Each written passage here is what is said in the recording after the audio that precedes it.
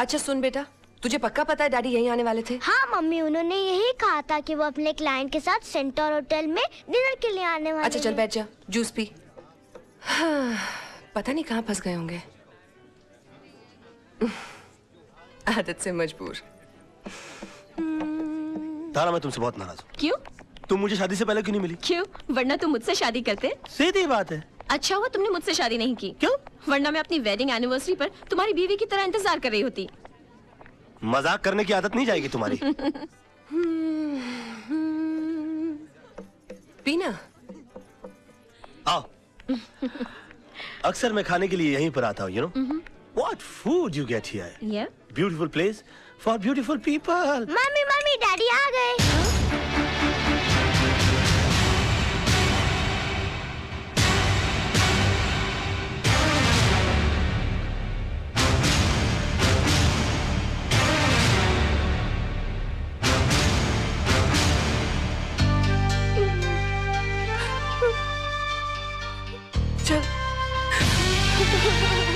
सुनिए, अरे मैडम तो चली गई, इस केक का बिल कौन भरेगा?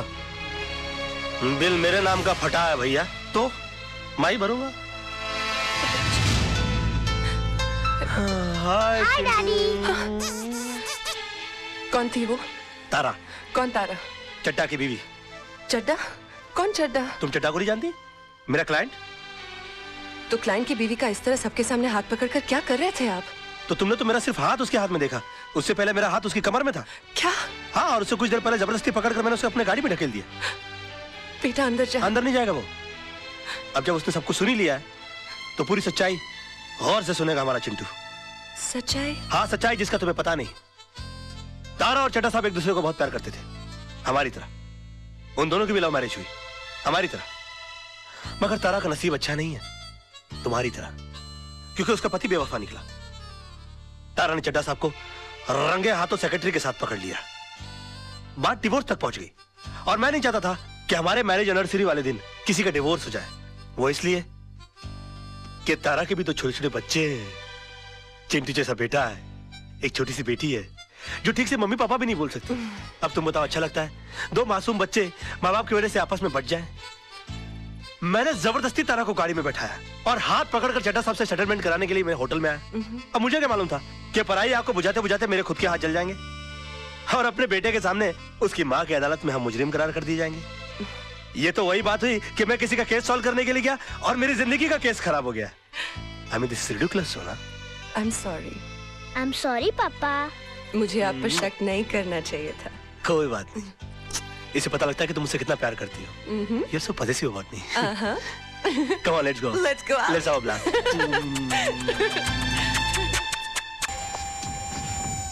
बहुत लीडरी छा गई है तेरे ऊपर, घर खाली नहीं करता। अभी तेरे चक्कर में जो दूसरे टेनेंट घर खाली कर रहे थे मना करते हैं। साहब बता रहे थे 7 साल से बड़ा तंग किया तूने, ये कोरट वो कोरट। अभी केस मेरे कोरट में, और फैसला सुन ले। 2.5 लाख पकड़, इस कागज पे दस्तखत कर। भाई साहब, अब ये केस हाई कोर्ट में है, जो कोर्ट फैसला करेगा वो हम मंजूर कर लेंगे। मतलब मेरा बात नहीं मानेगा तू? देखिए, ये मामला इनके और मेरे बीच है, आप बीच में न पड़े तो अच्छा। मात्रे, तेरे को मालूम है तू किससे बात कर रहा है? अबे तेरे को मरने से डर नहीं लगता क्या साले? ले ले ले ले, नहीं तो ये 2.5 लाख भी नहीं मिलेगा, समझा? हमें घर के बदले घर चाहिए, नहीं तो जो कोर्ट फैसला करेगा वो हम मानेंगे। अबे जाने दे इसे, कोर्ट में मिलेंगे हम। जा।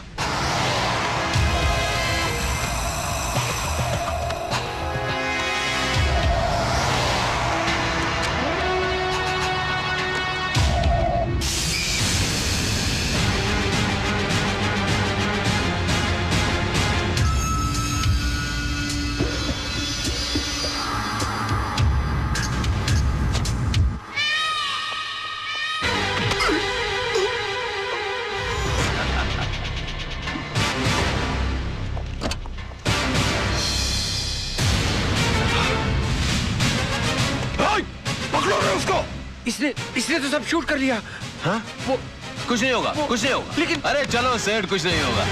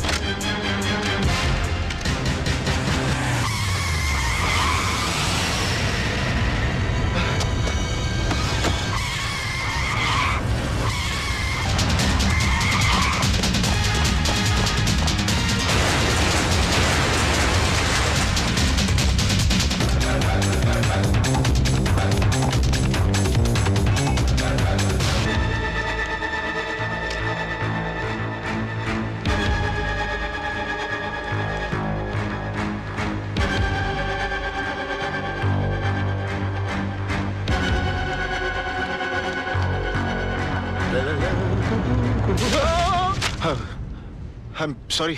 It's okay. ये कौन है? इसका नाम रजत है। रजत, हाँ, राइट। अरे रजत, क्या हुआ? I'm sorry. देख, I'm sorry. क्या हुआ? मुझे तुमसे टेंशन कुछ लग रहा है? बहुत जरूरी बात करनी है। बाद में कुछ नहीं बाद में। हुआ क्या? नहीं कुछ नहीं हुआ। मैं ठीक हूँ। सब ठीक है राज। मैं ठीक हूँ। अरे सुन,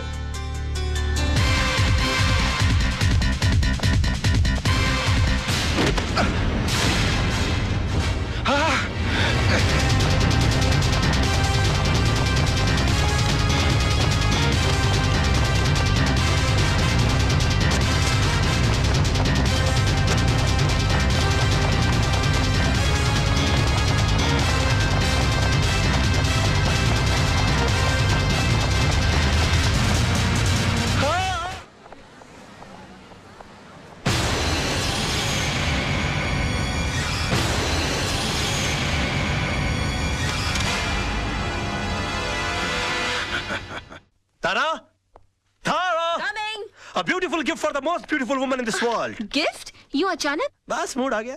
मूड आ गया कि बीवी के लिए कुछ लेने गए थे और तुम मेरे लिए भी कुछ ले आए? Oh, come on, darling, किस बोर का नाम ले लिया? You know था डार्लिंग, चंद बीबियां ड्राइंग रूम में पड़े हुए उस टीवी की तरह होती हैं। उनको जब ऑन करो पुराना प्रोग्राम चल रहा होता है। और मैं? तुम? आहा, तुम तो इंटरनेट हो। जब ऑन करता हूँ एक नई साइट दिखाई देती है। गुड। जरा जल्दी पहन के आना डार्लिंग। हाँ।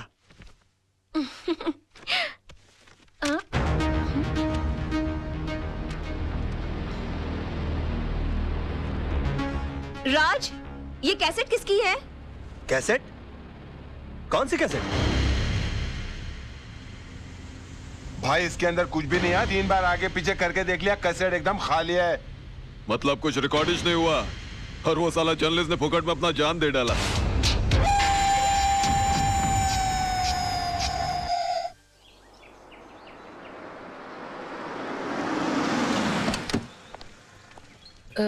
भाई साहब, कविता मात्रे का घर कहाँ है? वो वहां से तीसरा रूम। शुक्रिया। जी चल। हाँ चलो।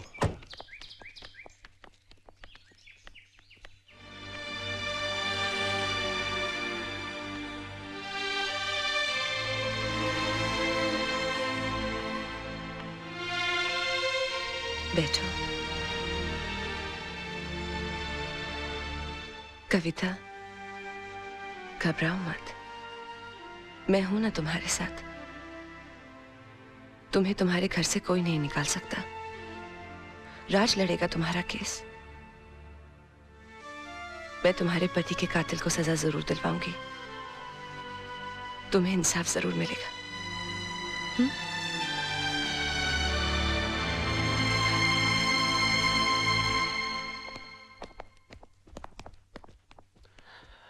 Hi baby. हाय जान, बैठो ना, मुझे तुमसे कुछ बात करनी है। क्या बात है, बड़ी सीरियस लग रही हो आज? तुम्हें मेरे लिए एक केस लड़ना है। एक केस? ये जितने केस लड़ रहा हूँ तुम्हारे लिए तो लड़ रहा हूँ मैं। नहीं, पहले वादा करो कि ये केस न सिर्फ लड़ोगे, जीतोगे भी। अच्छा समझो, तुम जीत गई। बोलो आगे। पूछो तो सही, किसका केस है? हाँ, किसका केस है बोलो। कविता के हस्बैंड का केस, उसके मर्डर का केस। ये कविता के हस्बैंड के मर्डर का जो केस है, उसका जिम्मा तो कालरा के छोटे भाई पर है ना? हाँ, और पिछली बार अगर तुमने उसे नहीं छुड़ाया होता तो शायद आज कविता के निर्दोष पति जिंदा होते। मैंने कविता को इंसाफ दिलाने का वादा किया है। तुम मेरी कसम खाकर कहो कि मेरा ये वादा तुम पूरा करोगे, करोगे ना?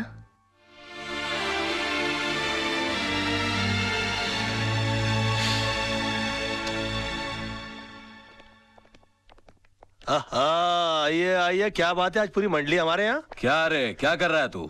मरने का तेरे को? राज, ये क्या कर रहे हो? कालरा भाई के खिलाफ केस लड़ने जा रहे हो? कालरा भाई ने तुझे लाइफ में इतना बड़ा चांस दिया, इतना सपोर्ट किया, इसका ये रिटर्न दे रहा है तू? तू कविता को इंसाफ दिलाएगा?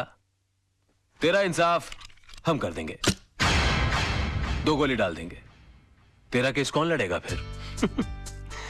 यार, आप बंदूक और तलवार ही इस्तेमाल करना जानते हो कि कभी कभी दिमाग भी इस्तेमाल करोगे? ये केस मैं नहीं लड़ता तो कोई और लड़ लेता और जीत भी जाता शायद, क्योंकि पब्लिक की सिंपैथी तो उस औरत के साथ है। ये तो आपकी तकदीर अच्छी है कि केस मैं लड़ रहा हूँ। कालरा साहब, आपके भाई मेरे भाई की तरह है। मैं बोला उसको कैसे फांसी के फंदे पे चढ़ा सकता हूँ? मैं जानबूझकर ये केस हार जाऊंगा। बस फर्क इतना होगा कि आज तक मैंने केस जीतने की फीस ली है आपसे, पहली बार केस हारने के पैसे लूंगा। देखा भाई, मैंने कहा था कि जरूर कोई कमाल का पपलू लाया होगा ये छोकरा। अरे हम लोग सोच भी नहीं सकते, इतनी लंबी प्लानिंग करके बैठा है ये। फैंटास्टिक। मान गए गुराना। ये इसको अंदर रख लीजिए आप अपने। आई एम सॉरी राज, मैं जरा अपने भाई के इमोशन में बह गया था। Never mind, it's okay. I am sorry. दिल पे नहीं लेना। Bye, take care. कमाल का शेर पकड़ के ला। लेकिन तुम्हारे साथ जीतने के लिए कौन सा लॉयर अपॉइंट करूं? तेजपाल एंड एसोसिएट्स में से मिस्टर आदर्श।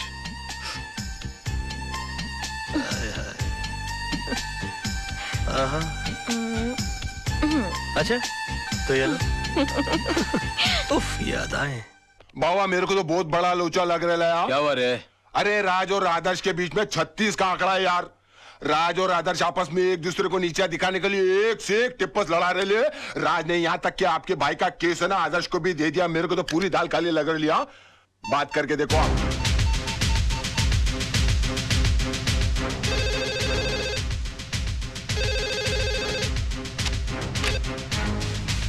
क्या रे, कालरा बोल रहा हूँ मैं।